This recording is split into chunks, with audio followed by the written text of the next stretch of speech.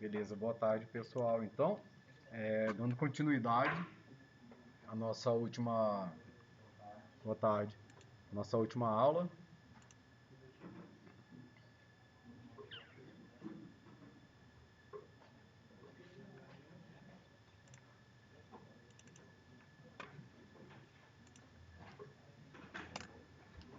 Só relembrando aqui, então, nós estamos aonde, né? Iniciamos os conceitos básicos, né, da formalização de linguagens, né? Definimos alfabeto, palavra, a definição formal de linguagem e passamos ao conceito de gramática, certo? Nós vimos que a gramática era basicamente um formalismo que está associado a as regras, né? Certo? De formação de uma dada linguagem, assim como a nossa gramática da língua portuguesa. Então, não tem muita diferença. O que a gente pode fazer aqui na nossa gramática, basicamente, da língua portuguesa, vai ter sempre uma associação com o que vai ser construído aí. Então, só lembrando, né, as gramáticas, como nós definimos, representadas por G, e tinham ali os símbolos, certo? Tanto os símbolos terminais, né, que são aqueles que a gente sabe que na verdade são os que estarão no alfabeto, quanto os símbolos variáveis, que são aqueles auxiliares para que a gente possa construir as estruturas que uma dada linguagem tem. Então, em geral, da forma como a gente vai trabalhar aqui, esses símbolos variáveis, eles vão ser análogos a operadores que vão montar, vão construir a estrutura da linguagem. Que as linguagens que a gente vai trabalhar vão ter uma certa estrutura. É, Claro, aqui a gente vai ver do ponto de vista muito mais focado na ciência da computação. Mas mesmo a linguagem natural, ela tem também suas estruturas, que são montadas, e aí eu relembrei lá com vocês, né? Aquelas estruturas de orações subordinadas, objetivos, né? É uma estrutura. A forma de construção, portanto, quando a gente monta, a gente faz pensando nessa estrutura. De alguma forma, na hora que a gente está montando as frases para obedecer a gramática vigente da nossa língua, a gente está trabalhando basicamente com símbolos variáveis, certo? Eu monto para construir uma oração, eu quero saber, primeiro eu penso se ela está na forma direta ou se ela está na forma passiva, né, ou ativa ou passiva. Depois eu penso que vai ter o sujeito que vai ter o predicado. Depois eu penso como que eu vou construir esse predicado na estrutura interna dele, né? Porque ele pode ter adjetivos, né? Pode ter advérbios, pode ter complementos nominais, complementos verbais e por aí vai. Então é um modelo de construção, certo? Bom, é, então basicamente é dessa forma que a gente também constrói aqui a nossa gramática, certo? As regras de produção, então, que são as representações de como eu vou construindo, né? E essa construção ela é feita através do mapeamento de todas as possibilidades dos símbolos variáveis e terminais. Então, da mesma forma, quando eu vou construir uma frase, uma oração na língua portuguesa, que eu falei, eu vou pensar então que eu quero que tenha um verbo. Aí eu vou falar qual é o verbo. Verbo é ação, né? Então eu vou colocar, por exemplo, que o verbo vai ser estar, ok? Então ainda assim, esse verbo ele necessita de um complemento. E para fazer esse complemento eu tenho regras também válidas na gramática. Então eu tenho o símbolo terminal, na verdade um conjunto de símbolos terminais que são pertencentes ao alfabeto, né? Que estão na palavra estar, e eu vou concatenar ali outras palavras, certo? Segundo as regras de construção da gramática da língua portuguesa. Basicamente, tudo isso pode ser visto como o conjunto de todas as palavras possíveis na linguagem portuguesa, que é o quê? É o sigma estrela, e o sigma estrela é infinito, apesar do alfabeto ser finito, né?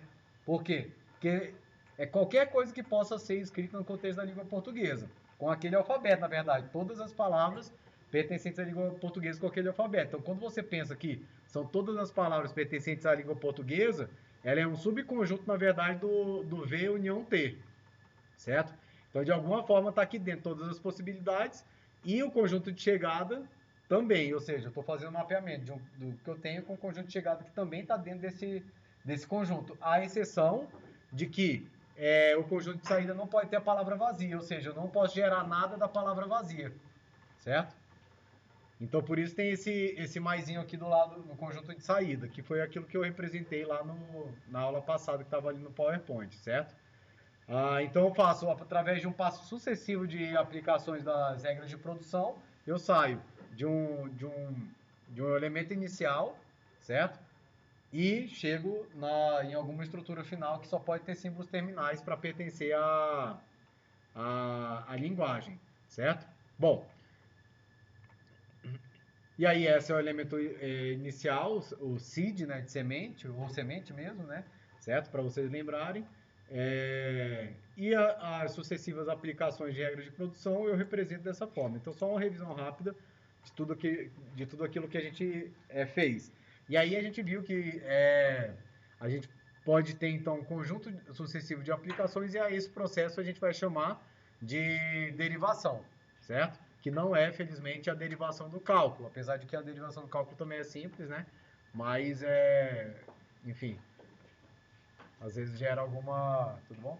Sim. Às vezes gera alguma lembrança ruim.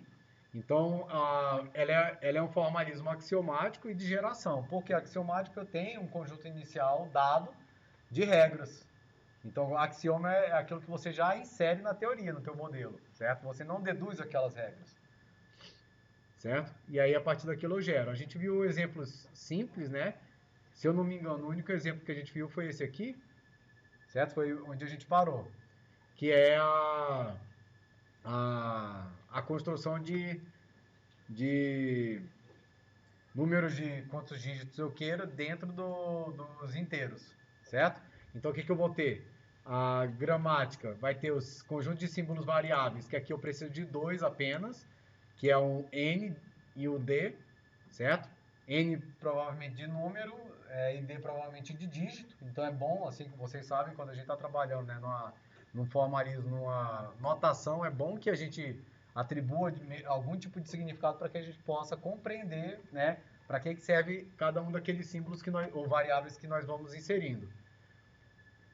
As regras de produção estão aqui colocadas e só depois que a gente já passa a aplicar que começa a fazer sentido. E aí, como eu falei, à medida que a gente vai construindo gramáticas para representar linguagens, para gerar linguagens, a gente vai adquirindo também as habilidades, né, para poder, dada uma linguagem, tentar compreender qual seria a estrutura da gramática, particularmente das regras de produção, e quais são os símbolos variáveis e quantos são, né, que eu precisaria para poder representar aquela linguagem. Porque os símbolos terminais é muito óbvio que é o próprio alfabeto da linguagem, certo? Bom, e aqui a gente tem a regra de produção N indo em D, N indo em DN, D indo em 0, 1, 2, 3, 4, 5, 6, 7, 8 ou 9, certo? Então tem aqui um conjunto que é composto, na verdade, de várias regras de produção que tem a mesma saída, que é o D, e várias chegadas, certo? Que eu posso escolher conforme o número que eu queira produzir. Mas ele tem que ser capaz de produzir todos os números daquela linguagem, que no caso aqui é a linguagem dos inteiros, de quantos dígitos eu quiser, certo? Então aí, como eu coloquei, eu tinha até deixado para vocês como atividade, né, verificar se tinha outra maneira ou outras maneiras de obter o 243 aqui naquela aula mesmo, né, algumas já foram levantadas, certo? Basicamente, aqui é o S, né, é a semente, certo? Que é o símbolo inicial. Então, o símbolo inicial é um N, certo? O N, pelas regras que eu tenho aqui, ele pode ir em D, ele pode ir em DN e só, certo? E aí a gente começa a tentar compreender que a gramática, a estrutura dela, tem a ver com a estrutura da linguagem, certo? É uma forma de representar a estrutura subjacente à linguagem. Por quê?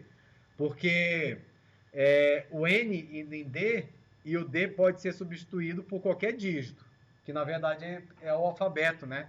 Da linguagem dos números inteiros, certo? O alfabeto é 0, 1, 2, 3, 4, 5, 6, 7, 8, 9, certo?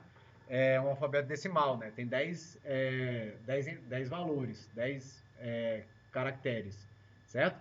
Então eu tenho aqui, quando eu parto para o D, a opção é ir para um número, para um símbolo terminal. Então a opção já é ir para algo que pertence à linguagem, certo? Eu não tenho, depois que eu substituo o D por um símbolo terminal, como fazer alguma alteração nesse símbolo terminal.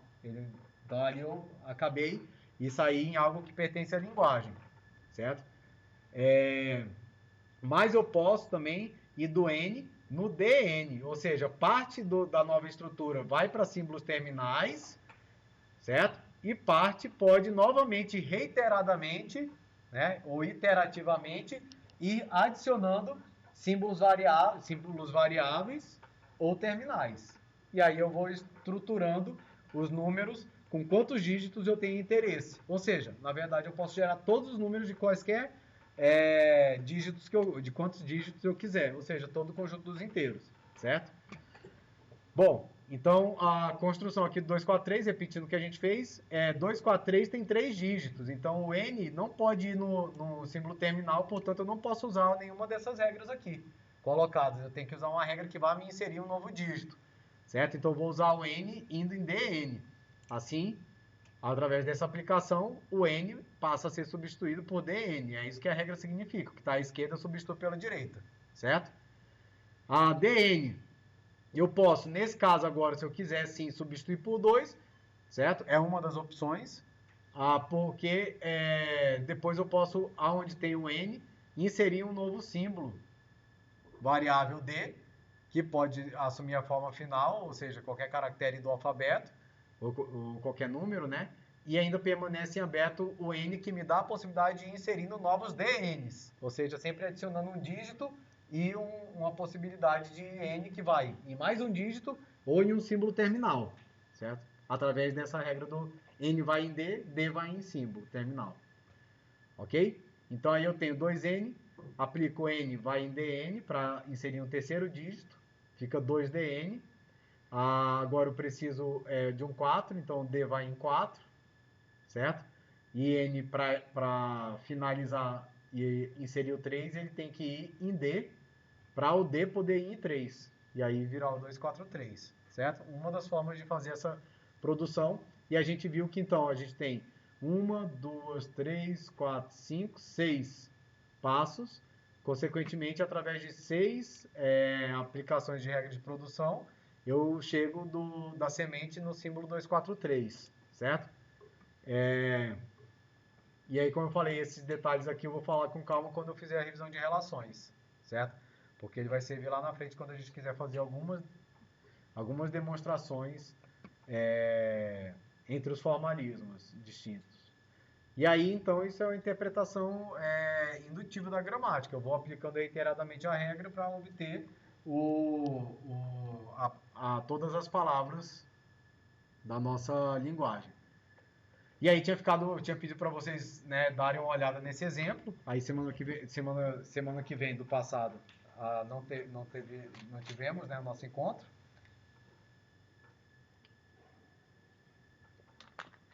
Na semana que foi. E aí cá estamos hoje então para a continuação. Então vamos ver mais esse exemplo, que é um pouquinho mais elaborado do que o anterior. Certo? Vejam que a estrutura da gramática permanece a mesma. Uma gramática tem um conjunto de símbolos variáveis, que aqui são S, X, Y, A, B e F. Um conjunto de símbolos terminais, que aqui no caso é um alfabeto binário, com as letras A e B. As regras de produção, que elas são simplesmente denotadas por uma letra, mas elas são detalhadas porque é um conjunto de regras, certo? E a semente, o símbolo inicial, ele fecha só. Então, nesse caso aqui, as regras de produção, e para a gente fica muito estranho olhar essas regras, né? Fazer a leitura dessas regras, se a gente não conhece a estrutura da linguagem. Mas é um exercício que a gente vai ter que ir fazendo para, olhando as regras, entender a estrutura da linguagem, ou olhando a estrutura da linguagem, inferir quais são as regras que poderiam gerar aquela linguagem. Quais são as regras de produção dadas aqui? S, o símbolo, a semente, vai em x, y. Certo? Veja que as estruturas, da mesma forma que eu falei anteriormente, não são colocadas de maneira aleatória, certo? X e Y, de alguma forma, devem ter algum tipo de similaridade na sua função dentro do contexto da gramática. A e B também, certo? Assim como o S, que é o símbolo inicial, que pode estar no conjunto das variáveis, dos símbolos variáveis. E também o F, certo? Então vamos tentar entender qual é essa estrutura aí que tem subjacente aqui. S vai em XY. Certo? Antes só para dar um norte, a linguagem vai ser essa aqui, ó. Vocês estão vendo aqui embaixo. Essa gramática, a gente quer que ela gere a linguagem WW, ou seja, quando repete a palavra. Então, de alguma forma, a estrutura que ela vai gerar dada uma palavra, quando eu insiro um caractere, como é que eu faço para espelhar esse caractere, mas de forma que elas não apareçam como um palíndromo, mas que elas apareçam repetidas, porque um palímetro é espelhado em relação ao centro da palavra, certo? E já a duplicação de uma palavra é pegar ela e repetir ela na mesma ordem dos caracteres, certo? Então vamos lá. A gente tem aqui S vai em XY, X pode ir em X, Azinho, Azão. X pode ir em X, Bzinho, Bzão. Ou em F. Certo? Ok? Azão, Azinho pode ir em Azinho, Azão. Ou seja, tem o sentido de permutar a ordem do caractere terminal pelo caractere variável. Certo? Essa regra de produção aqui também tem o objetivo de permutar a ordem do caractere variável, mas agora o caractere variável azão com o Bzinho. E esse aqui permuta a ordem dos caracteres variáveis e atribui um caractere do variável a um caractere terminal, certo? Bzão, azinho, similar a essa regra aqui, tá vendo? Tem um caractere Bzão variável e o azinho terminal. Comutou os dois, né? Trocou a ordem. Bzão, Bzinho, Bzinho, Bzão. Então, similar a essa regra aqui, pro azão, azinho. Pegou o Bzão, Bzinho e comutou, trocou a ordem.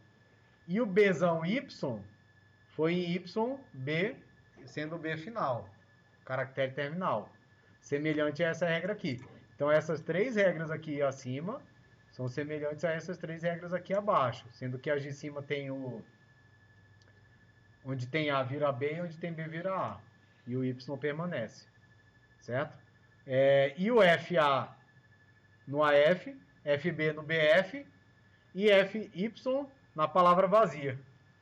Certo? Fzão Y na palavra vazia. Bom, aí a gente pode tentar montar, então, usar essas regras para montar alguma palavra e começar a compreender como que, de fato, o uso dessas regras vai nos ajudar, vai nos levar efetivamente a construir palavras pertencentes a essa linguagem. Certo? Ou seja, em qualquer ordem que eu faça aqui o uso dessas regras, se eu sair do símbolo inicial e terminar nos símbolos finais, só pode sair alguma palavra desse tipo. Certo? Se sair alguma outra coisa diferente, tem alguma coisa errada na gramática. Porque ela só pode gerar palavras pertencentes à linguagem. E a linguagem é a linguagem das palavras duplicadas. Certo? Tudo bem até aqui, pessoal? Qualquer dúvida, certo? Pode guardar para você. Brincadeira. Pode falar, certo? A hora é agora. Bom, vamos ver então um exemplo. BA, BA. Então, BA, BA é o quê? É a duplicação da palavra BA. Então, no nosso caso aqui, a palavra sendo BA.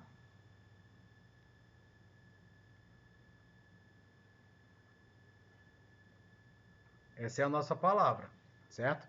A duplicação é W, W, ou seja, é BA, BA.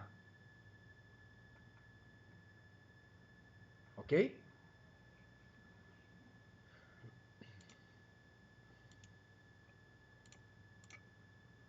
Bom, vamos seguir o raciocínio montado e depois a gente vem comentando para depois a gente colocar como reflexão, né, alguma dúvida que tenha ficado, certo? A gente vai aprender a fazer a aplicação dessas regras de dedução para algumas linguagens, cada uma com a característica e depois com, né, algumas vezes para algumas linguagens que a gente fizer, a gente vai perceber as estruturas, porque não tem muita coisa que fazer. Vai ser inserir múltiplas vezes a mesma palavra, vai ser inverter a palavra, vai ser fazer o palíndromo, gerar palíndromos. E é basicamente com esse tipo de classificações de linguagens que a gente vai trabalhar aqui. Porque são as regras que vão ser depois combinadas, gerando outros tipos de linguagens que a gente possa encontrar por aí. Então sempre começa com o símbolo inicial, S, ok? E a partir dele posso aplicar qualquer regra de produção. Tem alguma regra? Quais são as regras de produção que eu posso efetivamente usar a partir de S? Quantas são? Uma, certo? Só tem uma regra que envolve S. Então não tenho muita alternativa a não ser sair da semente e ir para XY. Aí já me dá uma dica de o que é X e o que é Y.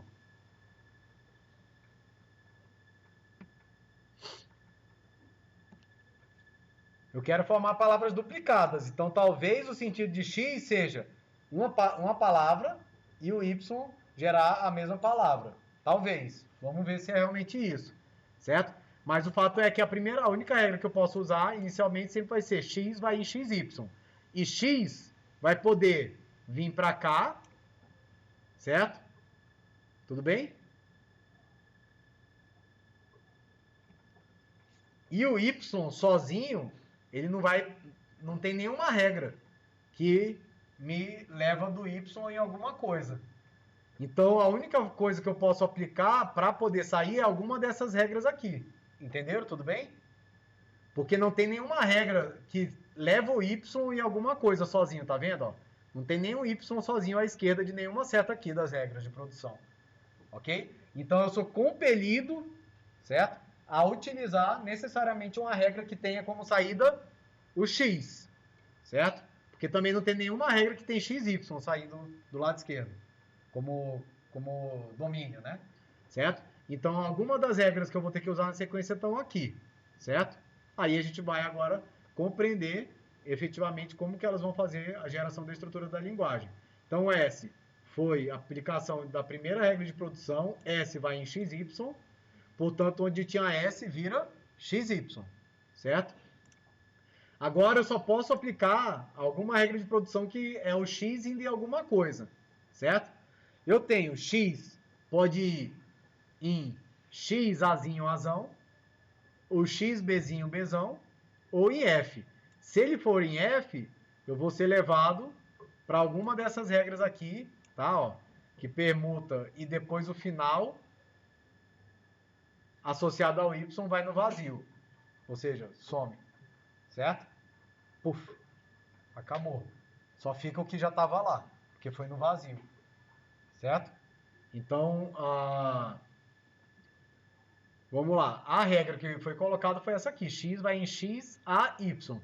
Certo? E, ou seja, o X vai em X Azinho Azão e permanece o Y.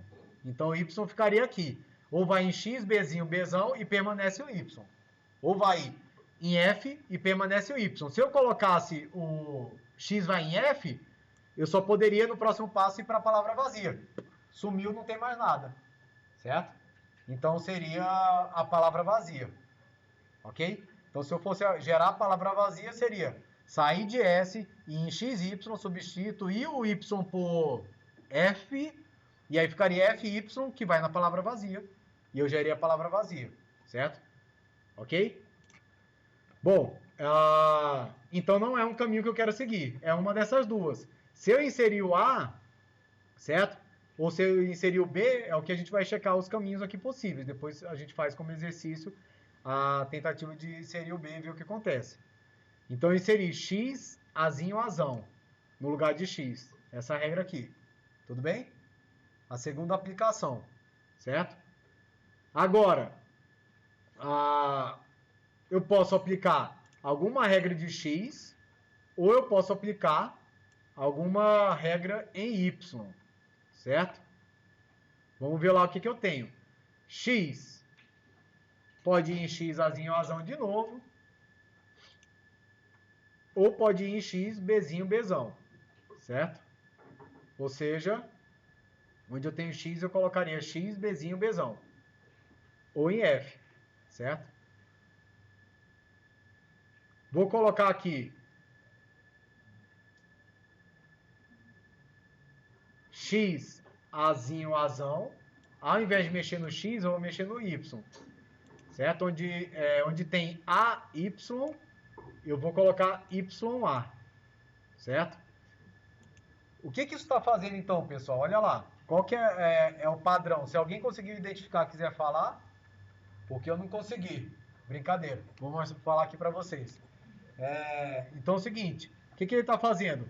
Eu estou inserindo uma letra, certo? Aparentemente aqui, eu estou inserindo a última letra da palavra que eu quero, da palavra W, tá? Que é a letra A. Tudo bem?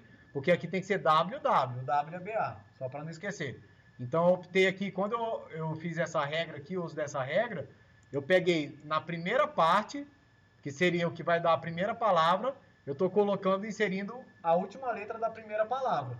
Da primeira, né? Da primeira repetição da palavra, certo? Ao gerar essa estrutura de Y, eu tenho a possibilidade de fazer o mesmo na segunda parte da palavra. Como? Pegando o Azão Y, levando o Yzão A.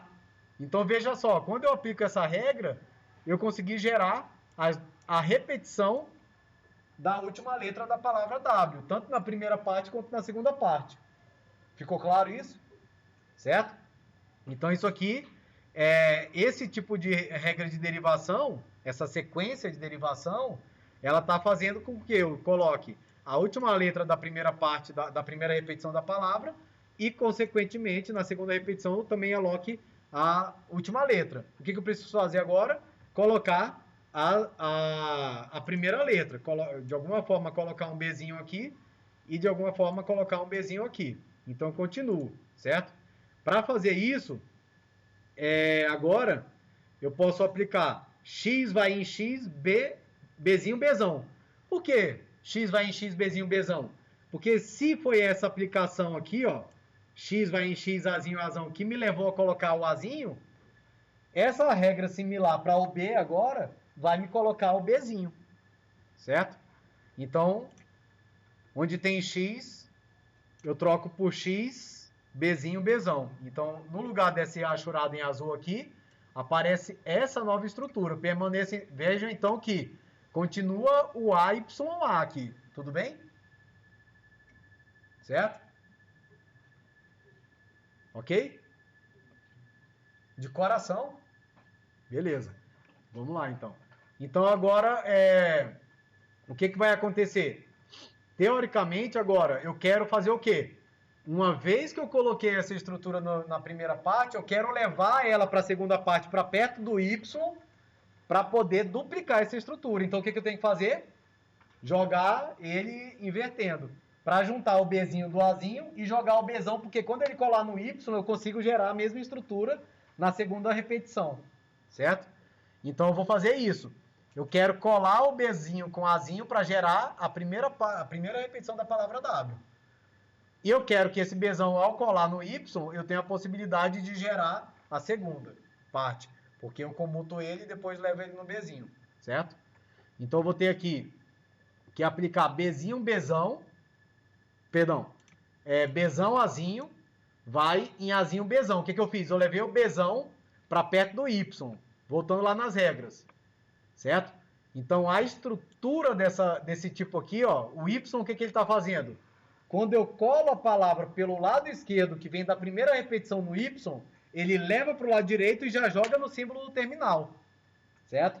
Então, ele leva para a segunda repetição e já escreve aquele no alfabeto, certo? Ele está levando para a segunda tá levando uma coisa que estava na primeira repetição, levando para a segunda e já jogando na escrita final do alfabeto, certo? Então esse é o significado dessa regra aqui, AY. E a mesma coisa para o BY. Aí aos poucos a gente começa a entender então o funcionamento, certo? Dessa estrutura. Então eu tô aqui, ó. BA, certo? AB.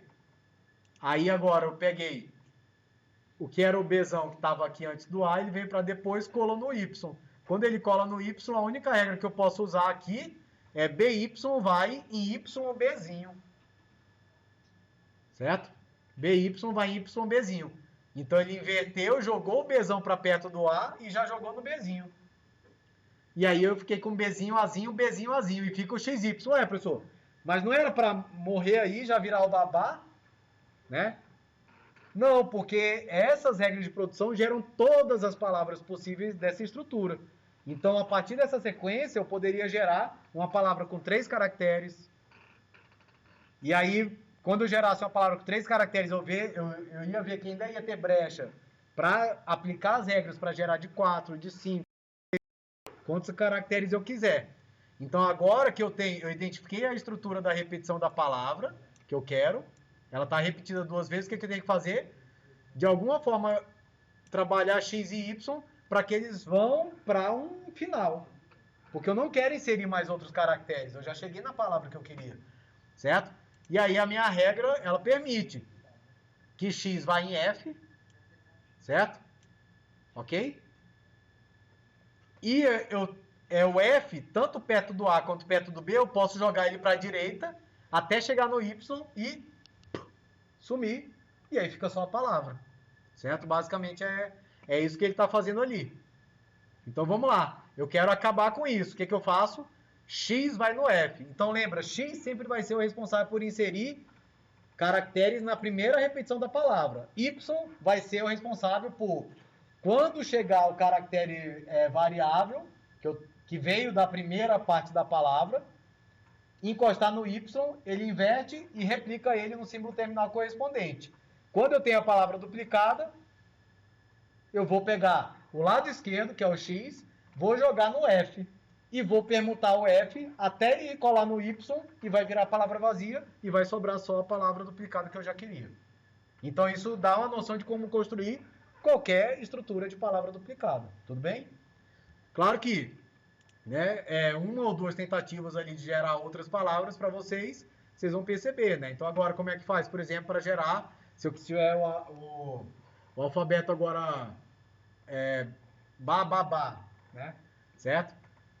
3 vezes. Perdão, não vai ser 3 vezes. Eu quero gerar agora, a palavra é babá, a nova palavra. Eu quero gerar babá, né? Certo? Vocês vão fazer de novo esse mesmo procedimento. O que eu vou ter que fazer? Quando eu cheguei aqui, agora eu quero inserir de novo BA. Como é que começo? Inserindo a palavra mais à direita. Perdão, o caractere mais à direita. Então eu vou trocar o X de novo por X, Azinho, Azão. Certo? Aí eu vou inserir o Azinho. Quando eu fiz o X, Azinho, Azão, eu vou ter que fazer com que ele agora, o Azão, vá para o lado direito. Porque quando ele encostar no Y, ele vai virar o Azinho. Então eu repliquei a estrutura. Agora eu vou fazer de novo o mesmo procedimento que eu fiz para o Bzinho. E aí eu gero a palavra babá. Certo? Ok? Tudo bem, pessoal? Certo? Não é difícil, ok? Mas requer um esforço de tentar compreender essa estrutura de montagem. Quem gostava de Lego, né, vai se sair bem, ok? Basicamente é isso. Então você vai vendo essas estruturas de criação, certo?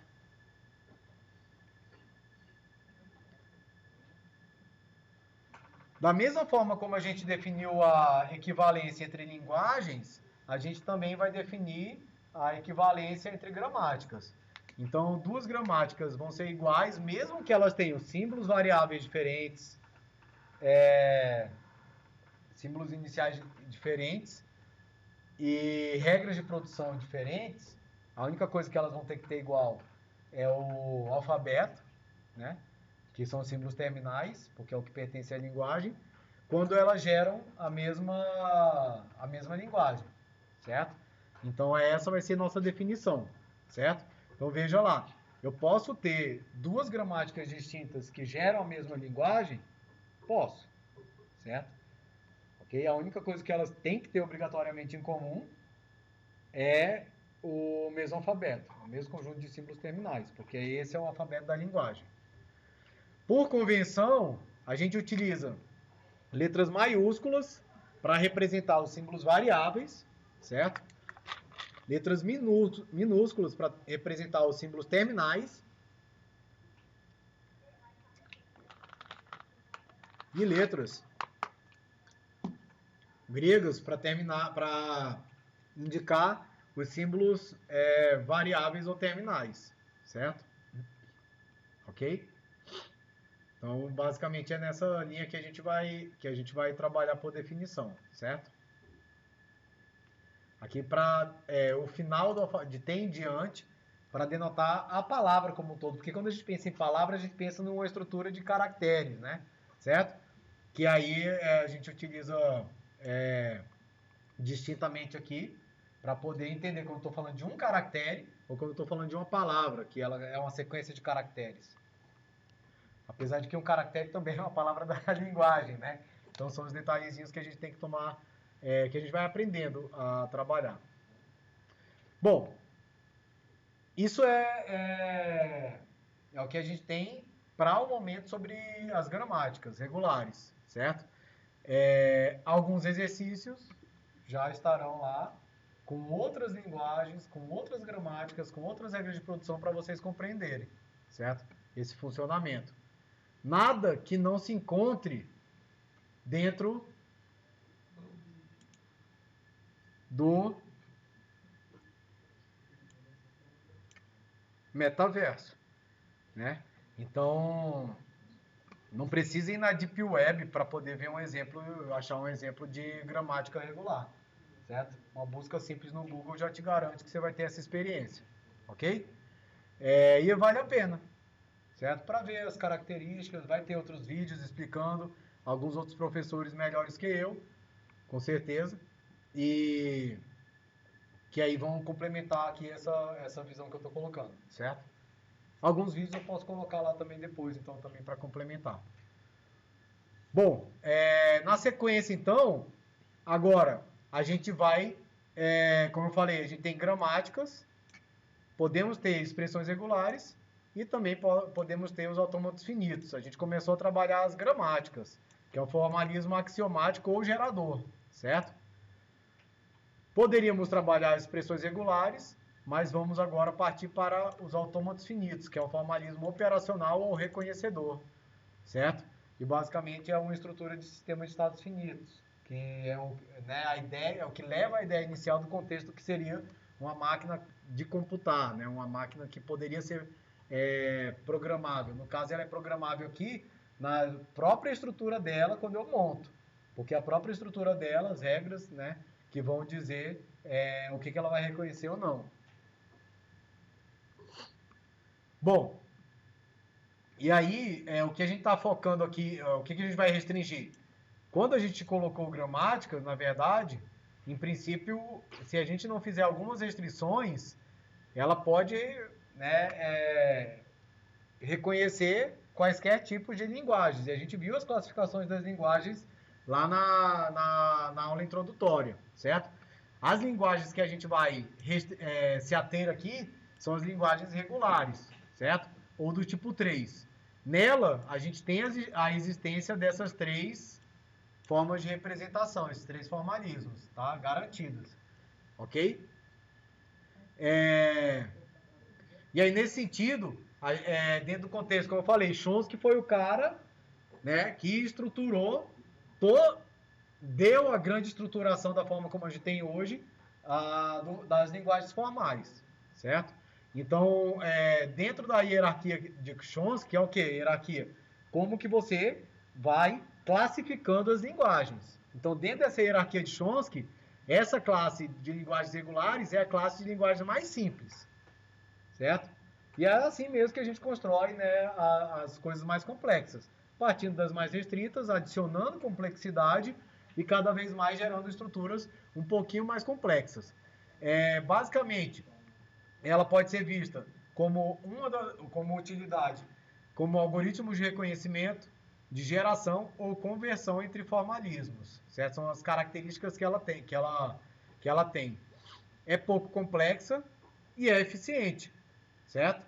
E é fácil de implementar. Então, como eu falei, não é necessariamente um formalismo muito complexo que vai te dar maior capacidade de representação, certo? Haja vista o exemplo que eu coloco de física lá, que se você considerar que átomos são bolas, né, são bolinhas esféricas, rígidas, né, ou seja, e que as colisões entre elas são colisões elásticas, ainda assim você consegue representar muito bem, né, as equações referentes aqui que elas são pressão, temperatura e volume de um gás nobre. E esse gás nobre se aproxima muito bem das situações do gás ideal. E aproxima muito bem essa situação do gás ideal do que a gente tem aqui nessa sala. Certo? Ok? Já se aproxima muito bem. E aqui é a mesma coisa. Então a gente vai conseguir grandes interpretações, grandes representações, já com formalismo mesmo sendo simples. Bom, e aí, claro, aí vem a questão das linguagens de programação, em geral, elas não serão regulares. Ou seja, para trabalhar a linguagem de programação, efetivamente, a gente vai ter outras situações que vão precisar ser adicionadas. A partir da análise dos autômatos finitos, a gente pode definir o conceito de complexidade de algoritmos, certo? Ou seja, os algoritmos mais eficientes e os menos eficientes, ou os mais complexos e os menos complexos em relação às classes que a gente vai definir, certo? Porém, o autômato não trata de tempo, ele só trata de caractere. O objetivo dele é ler caractere. Então não tem um autômato mais eficiente do que outro, certo? O importante é que ele reconheça a linguagem. Porque para reconhecer uma palavra, eu terei que ler todos os caracteres dela. Não tem outra forma, certo? Que não passar todos os caracteres e certificar que essa palavra pertence à linguagem. Ok? Então, a gente pode ter estados redundantes, como a gente vai ver, a gente vai colocar propositadamente, por outros motivos que vão surgir mais à frente, mais pela capacidade dele de representar melhor algum outro tipo de linguagem, certo? Do que pensar em eficiência, em ser mais rápido, mais eficiente, enfim, certo?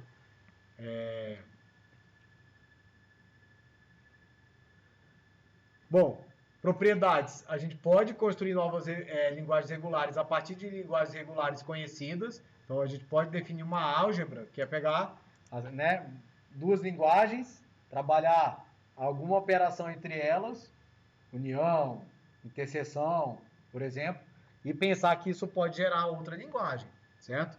Então, e se a gente tiver uma situação em que tem uma solução regular, ela é preferencial em relação a uma solução não regular. Se ela representa da mesma forma, né, se ela reconhece da mesma forma, é melhor, certo? Isso aí na metodologia científica é o que a gente chama de navalha de Kahn, né? Que é o quê? Se você tem dois formalismos que descrevem adequadamente o mesmo fenômeno, o formalismo mais próximo da realidade, né, o que mais representa a realidade, é o mais simples matematicamente. É o que tem menos axiomas, né? É o que é o menos complexo. E isso é justamente a situação lá atrás, se a gente relembrar, que levou a gente sair de uma visão heliocêntrica, de uma visão geocêntrica, obrigado, para uma visão heliocêntrica, certo? Ou seja, a gente conseguia representar, sim, dentro do contexto de que a Terra, sendo o centro do sistema solar, do universo, era representável. Só que o movimento dos planetas internos, né, era extremamente complexo de representar. Ele não obedecia uma lei. A gente conseguia saber onde ele ia, né, com uma série de produtos geométricos para poder descrever o que ele faz, muito mais do que ter uma lei única que representasse o movimento de todos os corpos celestes. Aí você muda o contexto e fala, não, peraí, eu estou colocando uma outra proposta em que o Sol é o centro, né, da, do sistema solar ali, e aí nesse sentido todos os planetas obedecem milagrosamente a mesma lei, a mesma regra. É a teoria mais simples, portanto deve ser a que mais corresponde à realidade, certo? Então a mesma coisa aqui. Bom, então o que a gente vai ter aqui agora? O universo de aplicação, por ser muito geral e muito simples, é imenso, certo? Análise léxica, né, é um exemplo de aplicação simples. Aí, como eu falei, como esse livro é um livro relativamente antigo, né, o do Paulo Blaff, mas é um livro que eu gosto porque ele é sintético, ele é direto ao ponto. Na época, sistemas de animação, hipertexto, hipermídia, né, era o começo da internet. Então, na época, era uma aplicação. Hoje, como eu já falei na nossa aula introdutória, os desafios estão em uma outra escala, estão em nível semântico, né? Então, bora lá, certo? A gente agora vai trabalhar sistemas de estados finitos, certo? Vamos falar primeiro das formas de composição sequencial concorrente, que vão que vão refletir nos possíveis sistemas de estados finitos que a gente vai definir, que são 3. Autômato finito não determinístico e o autômato finito com movimentos vazios, certo? E depois a gente vai aí sim para expressões regulares e gramáticas regulares. Lembrando que a gente já viu mais ou menos como se comporta uma gramática, tá?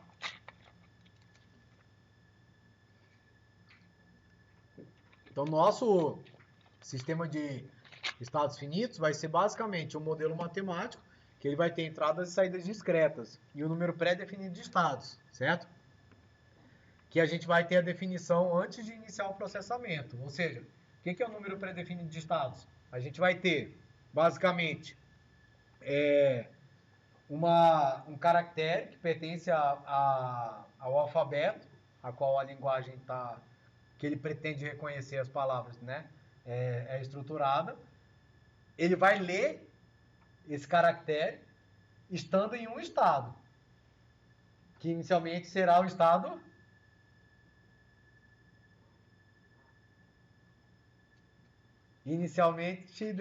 um bom nome para um estado inicial, isso, perfeito. Então, inicialmente será o estado inicial, certo? Assim como a gente tinha o símbolo inicial na gramática. Ao ler um caractere, dependendo do caractere, ele pode mudar o seu estado, certo? E ele vai fazer isso sucessivamente para todos os caracteres da palavra.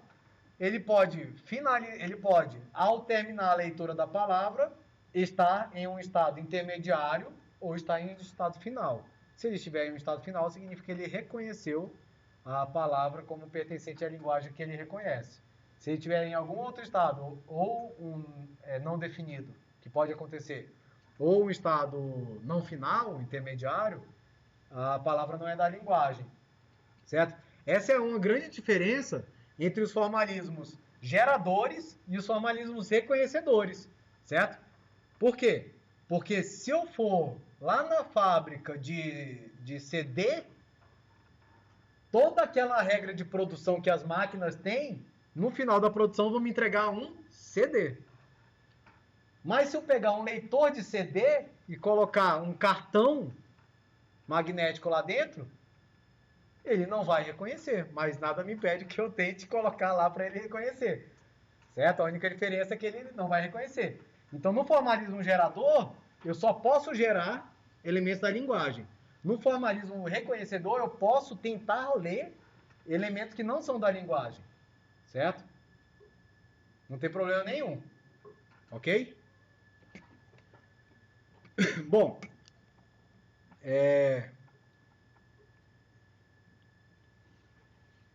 vamos lá então, vamos definir que é mais fácil.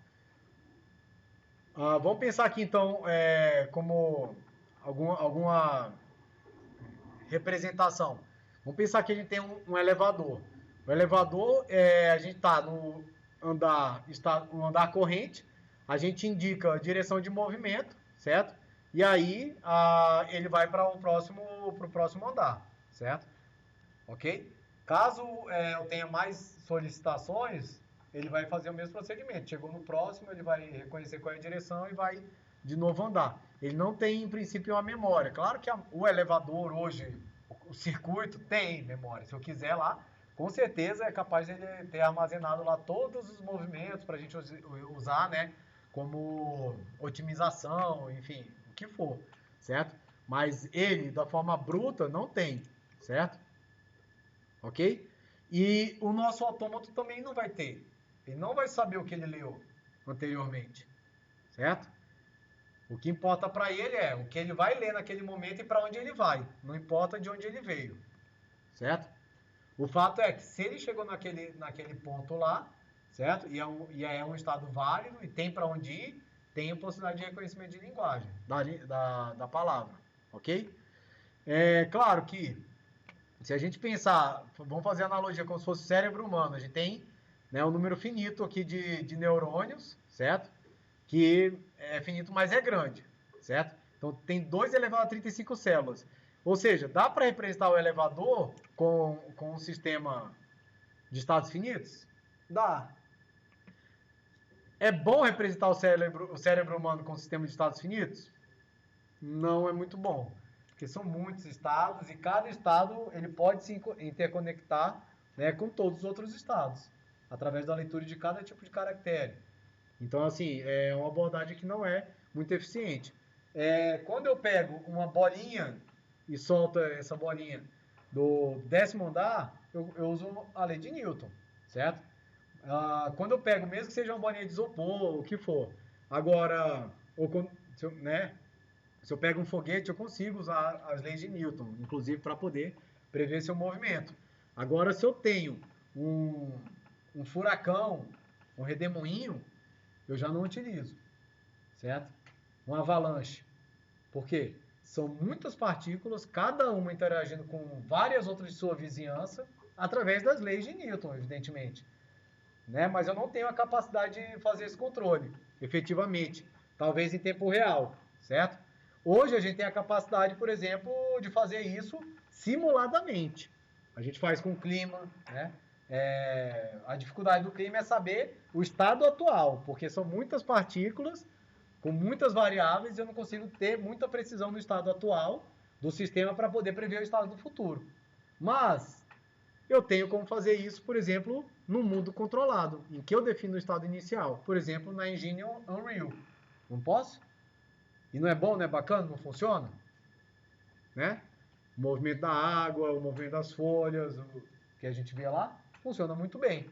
Por quê? Eu conheço, porque eu determinei os estados iniciais, os estados, né, atuais, e eu tenho capacidade de processamento para poder saber quais são os próximos estados, principalmente com relação à física e renderização. Então, razoavelmente bem descreve a realidade, né? A realidade, assim, simulada, não a realidade do nosso mundo, porque eu tenho muita dificuldade em saber o estado real do nosso mundo num dado instante. Então, ela é aplicada para sistemas mais simples, o nosso formalismo, certo? Basicamente, um computador inicialmente pode ser pensado assim. E os tipos de composição sequencial, concorrente e não determinista podem influenciar na forma como a gente vai pensar esse formalismo reconhecedor, certo? O formalismo sequencial, o que vai acontecer? Ele vai executar a próxima componente. Para executar a próxima componente, ele depende da terminação da componente anterior. O concorrente, eu posso ter componentes independentes, ou seja, a ordem que a gente vai executar essas componentes, ela não influencia, certo? Podem ser executadas paralelamente. Não vou falar ao mesmo tempo, porque a gente não está falando de tempo, né? Certo? Então, e a não determinista, a gente tem aí a escolha entre várias alternativas, ou seja, tanto na concorrente quanto na sequencial, estou falando de sair de um estado e chegar no outro. Quando eu tenho a não determinista, eu posso sair de um estado e ir para vários estados ao mesmo tempo, certo? Ok? E esse não determinismo, ele pode ser interno, que o sistema escolhe aleatoriamente, ou externo, certo? Em geral, nos sistemas reais, as três formas são comuns. Vamos ver aqui um exemplo do banco, por exemplo. Se eu tenho uma fila de banco e eu penso em forma sequencial, o que eu vou ter? Eu tenho um caixa, certo? Uma fila única e o próximo cliente só vai ser atendido quando o cliente, né, anterior foi atendido e foi embora. Entra mais um, foi atendido e foi embora. Entra mais um, foi atendido e foi embora, certo? Já o concorrente, eu tenho vários caixas, certo? E aí eu posso atender independentemente esses clientes nos caixas. Poderia organizar em várias filas ou em uma fila só. E saindo e distribuindo. A gente não vai entrar nesse mérito dessa diferença aqui. E a não determinista eu tenho mais de 2 caixas disponíveis ao mesmo tempo. Então, o mesmo cliente pode fazer essa escolha. Para qual caixa eu vou, certo? Em geral, no mundo real, a gente sabe que a gente sempre vai para o caixa que vai demorar mais, né? Certo? A gente não sabe qual é, mas no momento que a gente vai, colapsa a função de onda, né? É quântico o sistema, e aquele caixa passa a demorar mais, certo? Isso acontece com fila de engarrafamento. É assim, ok? Quem programou o nosso mundo fez isso de propósito. Bom, enfim, não vamos mais demorar, vamos definir o autômato, certo? Então, tem muitas características, né, do contexto dele, mas efetivamente, esse autômato ele pode ser modelado como uma fita que tem todos os caracteres da palavra que eu quero ler e uma cabeça de leitura que está num estado, quando lê um caractere, passa para a próxima posição e muda seu estado. E assim sucessivamente. Essa representação é uma representação mecânica dele, né? Como ele seria como um instrumento. Mas a gente vai fazer uma representação algébrica. Essa representação algébrica vai ser um grafo, né? Vocês já tiveram contato com grafo lá em matemática discreta, né? Um pouco, talvez. O semestre passado foi um pouco mais restrito, mas tiveram. E vão ter na teoria do grafos e depois em algoritmo algoritmo e estrutura de dados. Em dois momentos, certo? E aqui vai ser o que vai permear a nossa representação dos autômatos, certo?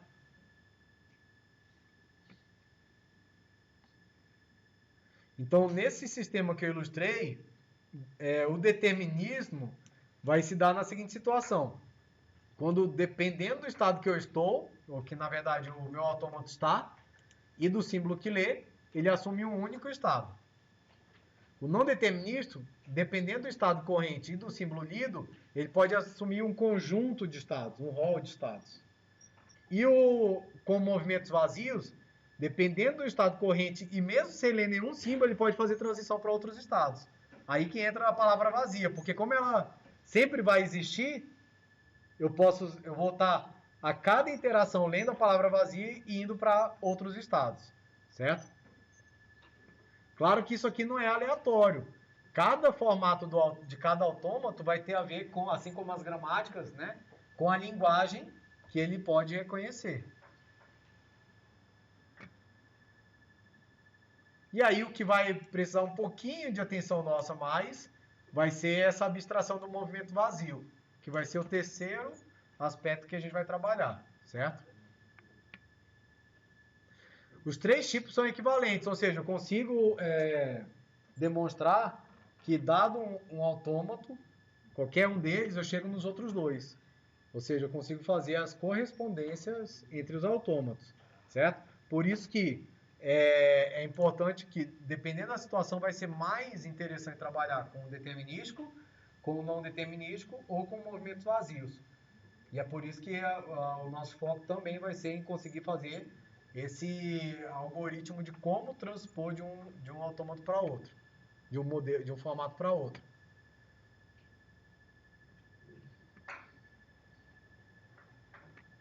E aí, como eu falei, a gente pode pensar ele como uma máquina que tem uma fita, que é o dispositivo de entrada, o CD, né, a fita cassete, o pendrive, enfim.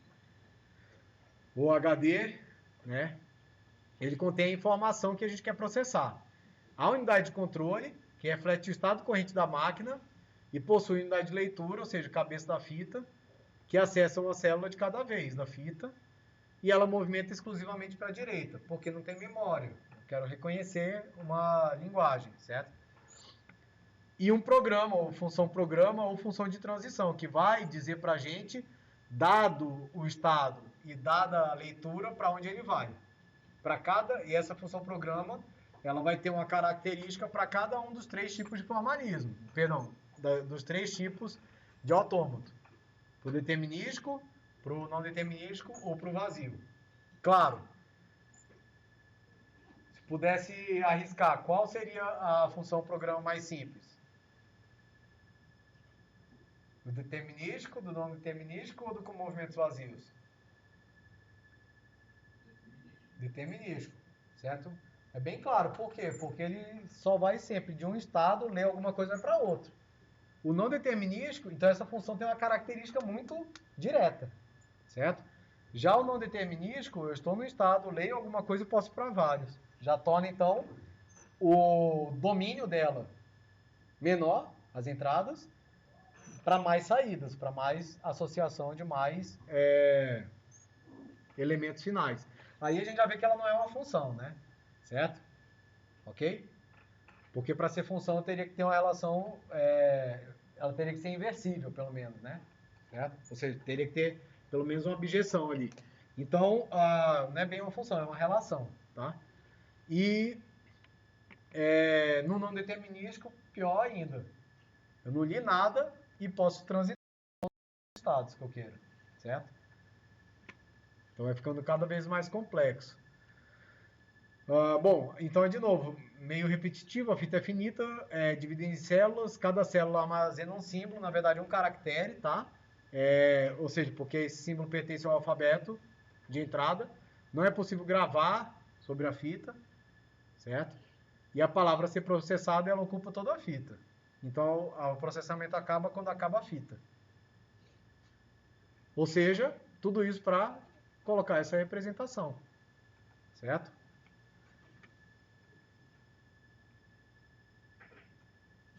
Então eu leio um símbolo de cada vez. Vou ler o símbolo a unidade de controle vai estar num estado. Ela vai mudar de estado ou permanecer no mesmo estado. Pode ser também, tá? Quando ela lê o símbolo A, mas ela muda a posição de leitura, vem para cá. Leu novamente o A, vem para cá e permanece ou muda de estado. E assim sucessivamente até chegar ao final. Se chegou no último símbolo e está em um estado final, que a gente vai caracterizar como estado final, aí reconheceu a palavra. Se não, não reconheceu.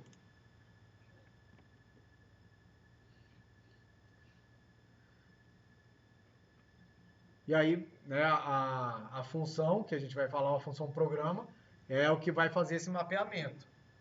Porque esse mapeamento, quando a gente pensar em função, não é uma função tipo f de x igual a x ao quadrado, f de x igual a seno de x. Que tem infinitos valores de entrada e infinitos valores de saída, certo? Aqui eu vou ter um grupo muito restrito de valores de entrada, que são quem? Os caracteres do alfabeto, e um grupo muito restrito de valores de saída, que vão ser os estados, né? Que eu tenho no autômato. E assim como na gramática, mesmo que seja uma gramática complexa, como eu tinha mostrado anteriormente, a gente não precisa de regras tão complexas, certo?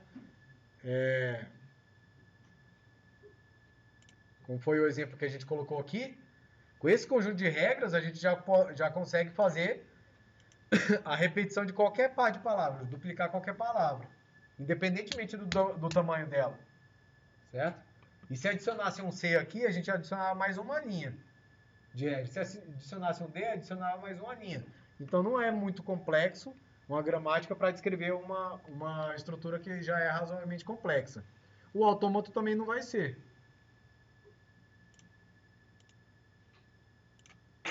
Certo? Mas ele vai ter que ser representado algebricamente para a gente poder, então, da mesma forma que fez com a gramática, começar a trabalhar com ele, certo? Vamos chamar ele de M. provavelmente de máquina, né, de machine, ok? Ele vai ter um sigma, que é o alfabeto. Quem é esse alfabeto? É o alfabeto da linguagem que ele quer ler. Q, um conjunto de estados possíveis do autômato. Delta, que é a função programa ou função de transição. Vejam lá, essa função, lá na gramática eram regras de produção. Aqui é uma função de transição. Porque lá na gramática eu pegava símbolos variáveis e terminais e transformava, né, em outros até chegar no final. Aqui eu já tenho a palavra formada. O que eu quero é reconhecer. Então, o que ela vai fazer? Ela vai pegar todo o conjunto de produto cartesiano de estados e alfabeto. Já vou indicar isso aqui. E vai levar nos estados. Certo? Isso a gente vai chamar de uma transição. Ou seja, a função programa, quando está no estado P e lê o símbolo A, vai no estado Q. Certo? Ela está fazendo isso aqui, ó, associando o estado atual com o símbolo lido e levando num novo estado, que estaria aqui. Aí ela vai repetir esse processo. Nesse novo estado, lendo o símbolo A, ela vai em um outro estado.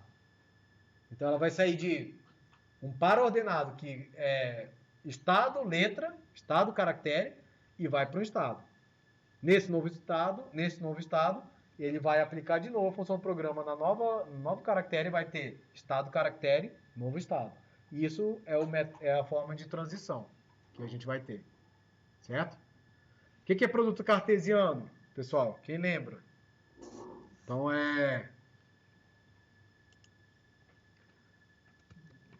se eu tenho um produto cartesiano aqui, por exemplo, dois conjuntos, A igual A, B, C, e Q igual Q0, Q1, vou colocar 2 só, tá?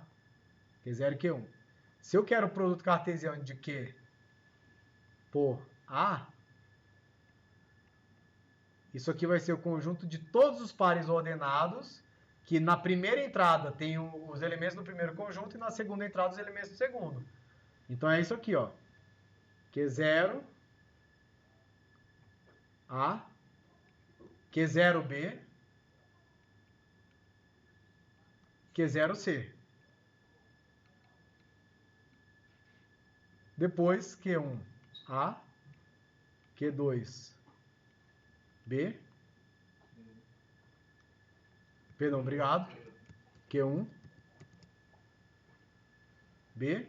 e Q1C. Acabou, certo? Quantos elementos eu tenho aqui?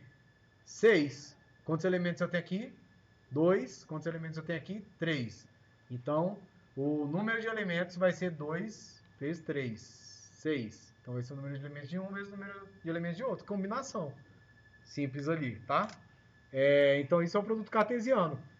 Então, dentro do produto cartesiano, sempre vai ter aqui o estado atual, o símbolo que eu estou lendo, e a chegada vai ser o próprio conjunto Q, o símbolo que eu estarei, certo? Depois de ler. O estado que eu estarei, perdão. E Q0 é um elemento distinto de Q. Eu coloquei ali, tá? Mas o estado inicial não vai estar aqui no Q, certo? Distinguido, ele vai estar, é distinto não, distinguido. É o estado inicial, ele vai estar lá distinguindo que ele é o estado inicial, ok? E F é um subconjunto de Q que é o que a gente vai chamar de estados finais. Se parar em qualquer um desses estados, ele reconhece. Dependendo da linguagem, eu vou precisar de um estado final. Dependendo da linguagem, eu vou ter 2, 3, 4, 5. Depende da forma da linguagem, como a gente vai ver. E aí, eu não vou representar isso assim. Até ser a visão de máquina. A visão mesmo formal é um diagrama, que na verdade vai ser um grafo direcionado, em que o estado anterior é P, o estado atual. Ao ler o símbolo A, vai para o novo estado que é Q. Aí isso representa a função programa, no estado P, lendo o símbolo A, vai para o estado Q, certo? Estado anterior, símbolo lido, novo estado. Tudo bem? Agora está começando a tomar forma. Estados iniciais e finais vão ser representados de forma distinta. Estado inicial com a seta, estado final com uma borda um pouquinho mais destacada, certo? Para a gente poder distinguir dos demais. Nós podemos ter mais de uma transição, certo? Que aí que vão ser denotados por mais de uma seta. Então, estando no estado P, ao ler o estado A, eu vou para o estado Q. Ou ao ler o estado, estando no estado P, ao ler B, eu vou para Q, certo? A gente, por comodidade, representa assim, quando ela vai de um estado para o mesmo, independente do símbolo que está lendo, certo? E uma forma de representar a função programa, já que ela não é uma função, no sentido que a gente conhece, né, matematicamente falando, é através de uma matriz, ou de uma tabela. A função programa ela pode ser pensada entre todas as possibilidades de estado, todas as possibilidades de caracteres a serem lidos, e ela sempre vai colocar aqui no cruzamento do estado, da linha que representa o estado com a coluna que representa o caractere, o novo estado, certo? Assim eu consigo mapear todas as possibilidades. Vocês vão ver um pouquinho disso lá em sistemas digitais, quando for fazer a representação das portas lógicas, certo? É quase que uma tabela verdade isso aqui, só que aqui a gente tem, né, mais possibilidades. Deu um raio? Piscou ali, não piscou? Acho que foi o reflexo do carro, do ônibus. Bom, então só para destacar de novo, pessoal, não tem memória para armazenar as informações passadas, certo? A gente vai usar o conceito de estado, é onde ele está, certo? Vamos ver um primeiro exemplo.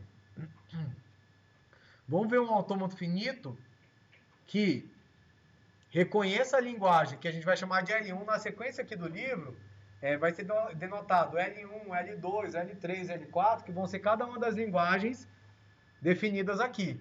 Então, quando você, né, for trabalhar posteriormente nos exercícios, por exemplo, já pode saber que quando ele falar L1, já é essa linguagem que ele já denominou aqui. Nesse caso aqui é qual?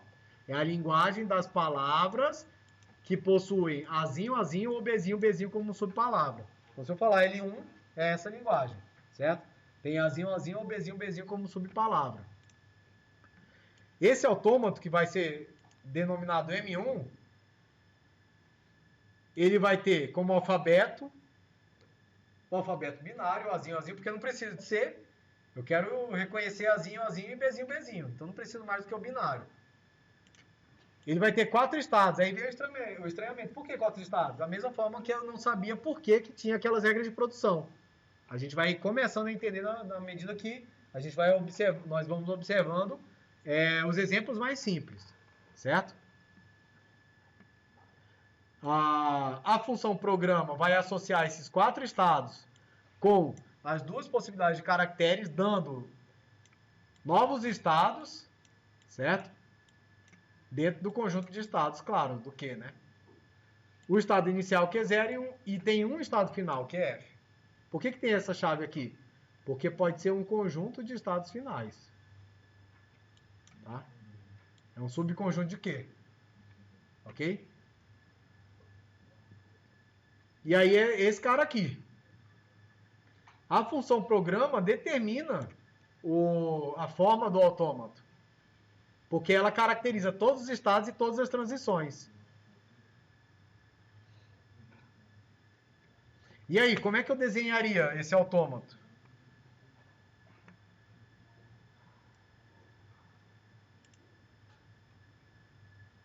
Como é que vocês desenhariam o autômato?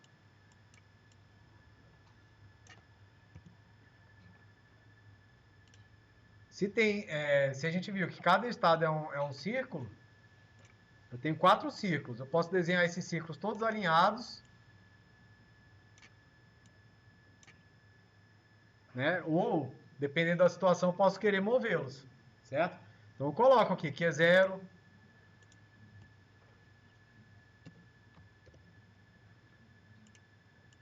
Q1, Q2, fazer bem tosco aqui, porque não tem mistério mesmo não. QF. certo? E aí eu vou observar as transições que eu tenho aqui. Decorou já?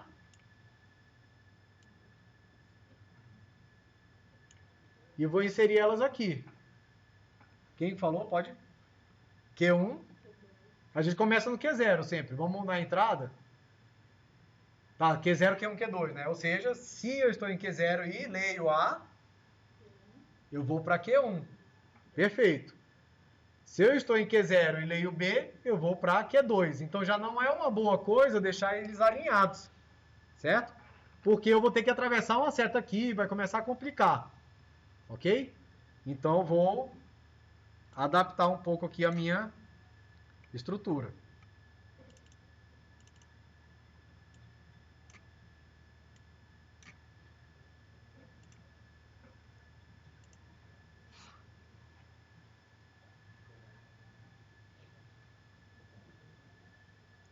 Vou fazer uma coisa para facilitar para a gente.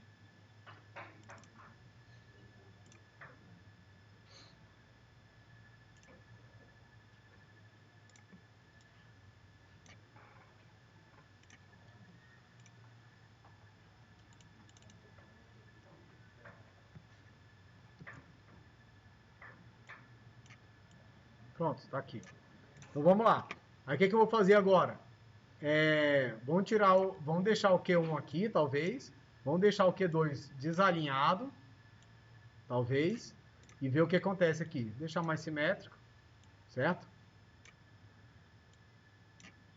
Eu não destaquei aqui, né, os ciclos. Poderia destacar para mostrar que é QF e tal, mas vamos lá. Como a Camille, Aline falou, né, a gente vai ter o quê? De Q1, Q0, quando eu leio... Deus, vamos achar a seta aqui agora.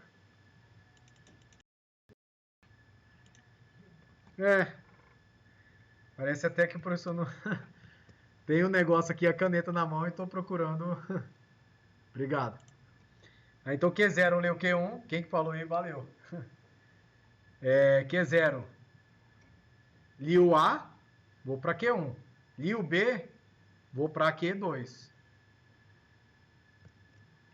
Certo? Próximo. Q1, se eu leio A, eu vou para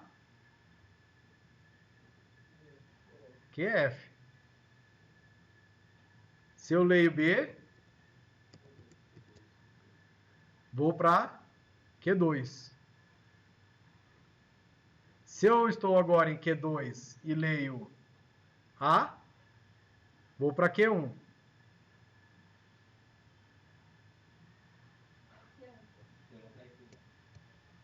Obrigado. Vou para Q1. Se eu estou em Q2 e leio B, eu vou para QF. Agora vamos ver isso aqui melhor desenhado, porque alguém com certeza já desenhou melhor do que eu desenho ali, principalmente no... Certo? É uma outra forma de fazer essa representação da estrutura. Então vamos lá. Aqui é porque desenhou de cima para baixo. Certo? Para ficar mais, se a gente quisesse que ficasse mais parecido aqui com o que... Assim fica mais parecido com o que eu desenhei, tá? Q0, Q1, a única diferença é que lá Q2 tá embaixo e Q1 em cima. Tudo bem?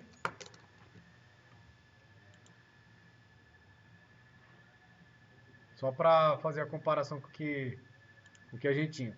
Então vamos lá. Estou em Q0, leio A, vou para Q1. Se eu leio outro A, finalizou, porque eu reconheci um Azinho, que é uma das características da linguagem. Se eu estou agora em Q0, leio B, vou para Q2, outro B, identifiquei um duplo B, vou para QF. Podem ter palavras maiores que podem ficar alternando A e B, A e B, A e B, e eu não consigo encontrar o duplo. E até, né, ele vai ficar preso aqui, nesse caso até terminar. Se não tiver um duplo A, nem um duplo B. Então ele vai acabar ou em Q1 ou em Q2, que não são estados finais. Portanto, essa palavra não pertence à linguagem, certo? Que a gente postulou ali. E se ele já identificou um Bzinho, ele vai ficar em QF e pode continuar lendo a palavra até acabar, ainda assim ela pertence à linguagem porque já identificou. Porque a linguagem das palavras possui Azinho, Azinho ou Bzinho, Bzinho. Isso é muito diferente de Azinho, Azinho e Bzinho, Bzinho. Senão a estrutura do autômato seria outra, certo? Tudo bem?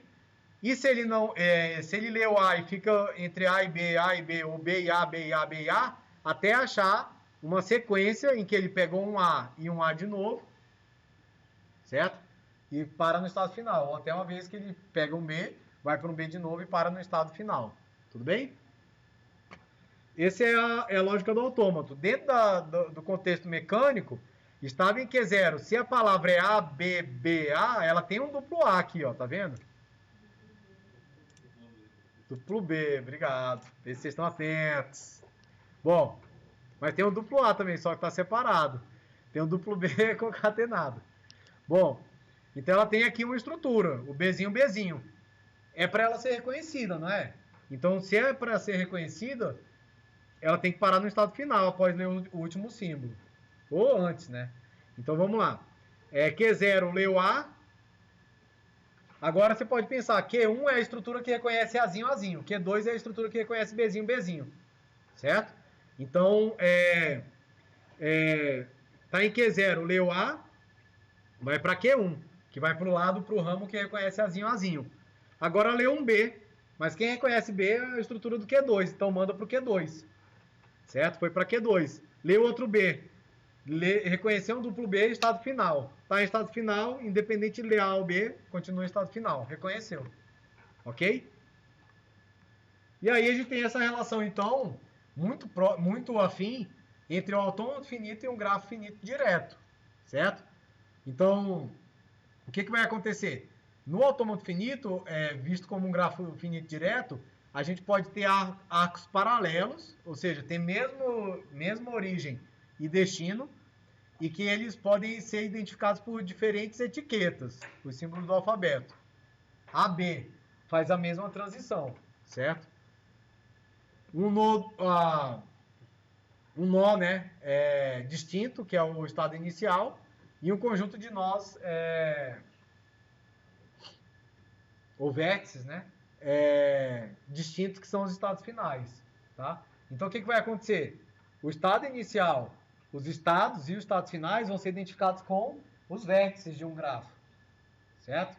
E as transições vão ser identificados com as arestas.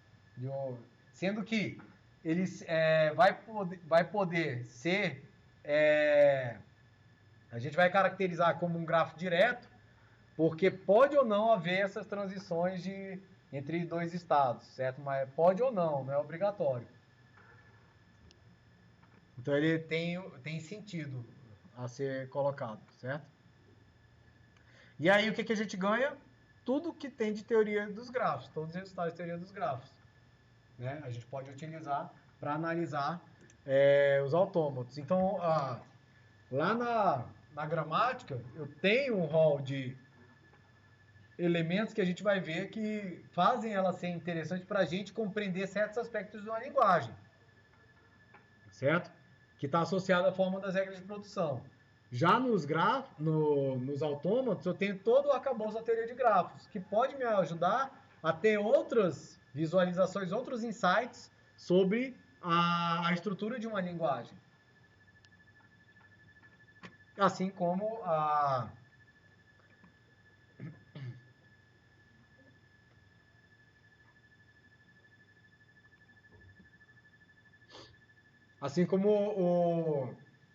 o outro formalismo vai nos ajudar também, certo?